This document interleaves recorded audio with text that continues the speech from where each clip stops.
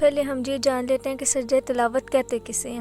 قرآن مجید میں تلاوت کے سجدے 14 ہیں۔ جہاں جہاں قرآن مجید کے کنارے پر لفظ السجدہ لکھا ہوتا ہے، اس آیت کو پڑھ کر سجدہ کرنا واجب ہو جاتا ہے، اور اس سجدے کو سجدہ تلاوت کہتے ہیں۔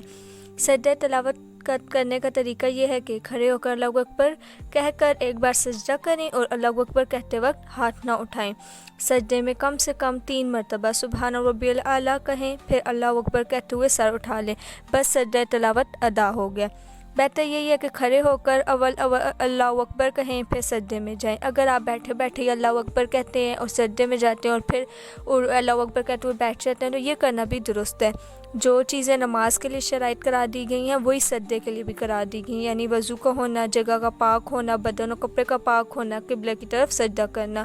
اور اگر وہ ایک شخص سجدہ کرنے والی آیت پڑھ رہا ہے اور اس کے آس پاس لوگوں نے سن لی ہے تو پھر وہ آس پاس کے لوگوں پر بھی فرض ہو جاتا ہے سجدہ کرنا۔ اس لیے بہتر ہے مرد یا عورت کے لیے کہ وہ جب سجدے کی آیت پڑھ رہے ہوں تو آہستہ آواز میں پڑھیں تاکہ آس پاس کے لوگ کو آواز نہ ہے۔ اگر سننے والے نے ادائیگی نہ کی تو گناہ گار ہوگی۔